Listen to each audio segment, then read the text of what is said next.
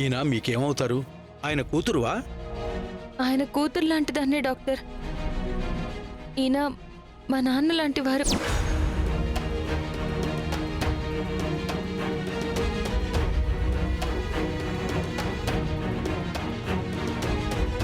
మనింటి బిడ్డనా? లక్ష్మి, లక్ష్మి, ఏమంటున్నావమ్మా?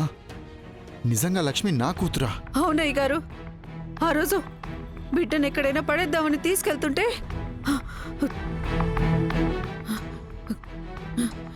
ఇదిగోండి, ఈయన పిల్లలు లేరని మొర పెట్టుకుంటుంటే డబ్బుకు కక్కుర్తి పడి ఈ లక్ష్మిని ఈయనకి ఇచ్చేశానయ్యా.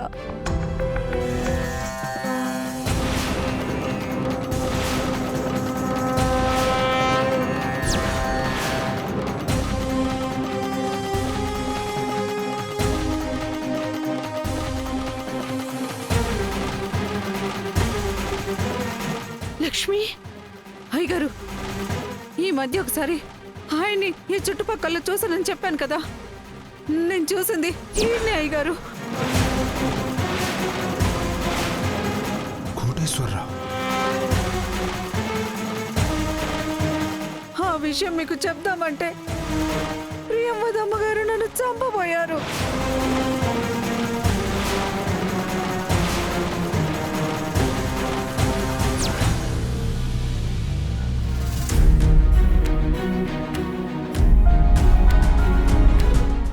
ఏం చెయ్యాలో తెలియక నన్ను నేను కాపాడుకోవడానికి చేసిన ప్రయత్నంలో లక్ష్మిని పొడి చేశానయ్యా.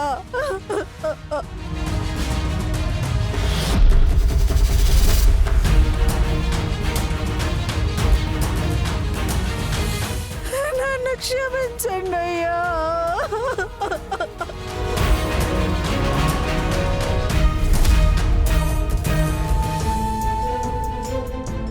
ముందు నా కూతుర్ని హాస్పిటల్కి తీసుకెళ్దాం పదండి. లక్ష్మి, లక్ష్మి.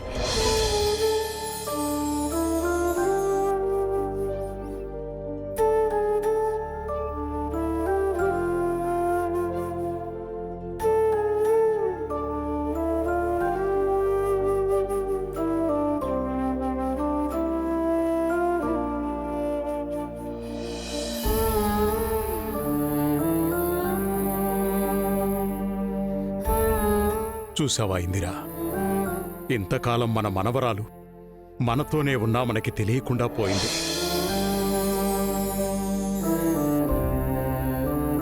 నోరారా తాతయ్య అమ్మమ్మ అని హక్కుగా పిలవాల్సిన శ్రీలక్ష్మి పెద్దయ్య గారు పెద్దమ్మ గారు అని సంబోధించింది.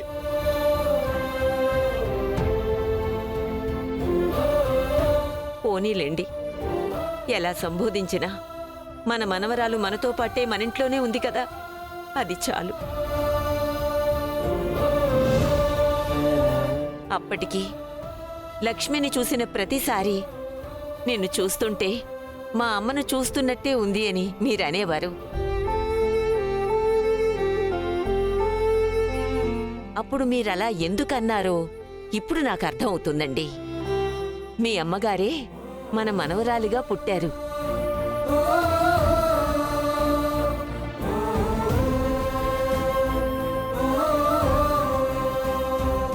ఎప్పుడో 20 ఏళ్ల ముందు నువ్వు వద్దనుకొని వదిలేసుకున్న శ్రీలక్ష్మిని 20 ఏళ్ల తర్వాత మనమే వెతుక్కుంటూ శ్రీముఖలింగం వెళ్ళాం.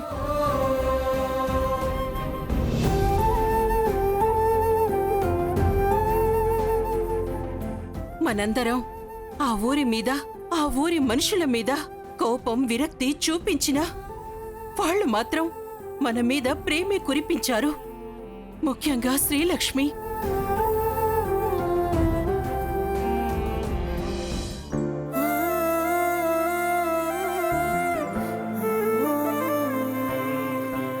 మనందర్నీ తన కుటుంబ సభ్యుల్లా చూసుకుంది. మనం ఆ ఊళ్ళో అడుగు పెట్టినప్పటి నుంచి మళ్ళీ ఆ ఊరు వదిలేసే వరకు అదే ప్రేమ చూపించింది. అలాంటి శ్రీలక్ష్మి నీ కడుపున పుట్టింది అంటే నువ్వెంత అదృష్టవంతురాలివో ఆలోచించు ప్రియంవదా. అలాంటి శ్రీలక్ష్మి చేత అమ్మా అని పిలిపించుకునే అదృష్టం నీకు దక్కింది. పిచ్చి పిచ్చి ఆలోచనలు చేసి ఆ అవకాశాన్ని దూరం చేసుకోకు. మన మధుసూదన్ని పాము కాటేస్తే తన ప్రాణాన్ని కూడా లెక్క చేయకుండా మధుసూదన్ని కాపాడింది.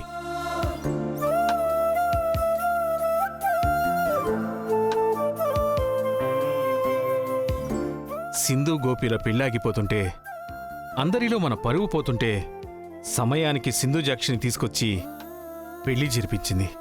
మన పరువు నిలబెట్టింది. ఇక్కడ మా సింధు లేదు, ఈ పెళ్లి కూడా జరగదు. ఈ పెళ్లి జరుగుతాది జరుగుతాది జరుగుతాది జరుగుతాది.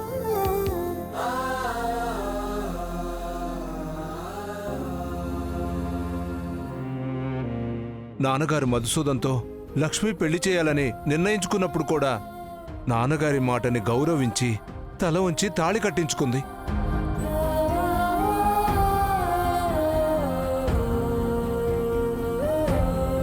మన ఇంట్లో అడుగుపెట్టినప్పటి నుంచి ఇంటి మనిషిలా కాకుండా పని మనిషిలా మనందరికీ పనులు చేసి పెడుతోంది.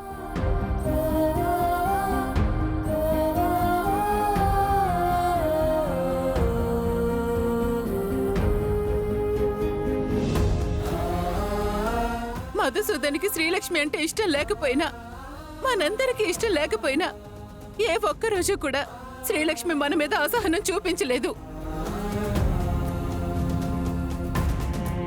నిజంగానే శ్రీలక్ష్మి మన పాలిట అదృష్ట దేవత.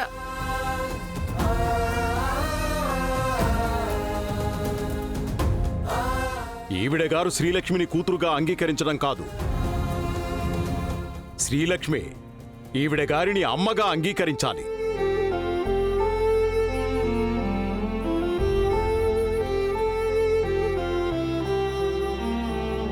ప్రియంవద, నీకు నా మీద కోపం ఉంటే నా మీద చూపించు, అంతేగాని మన బిడ్డ మీద చూపించొద్దు.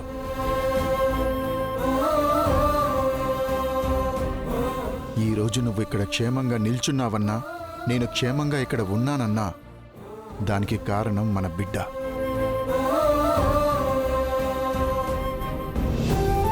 తన తల్లిదండ్రులు మనమే అని తెలియకపోయినా మన కోసం ప్రాణాలు పణంగా పెట్టిందంటే నిజంగా మనమే తన తల్లిదండ్రులని తెలిస్తే మన కోసం ఇంకెంత చేయగలదో ఆలోచించు.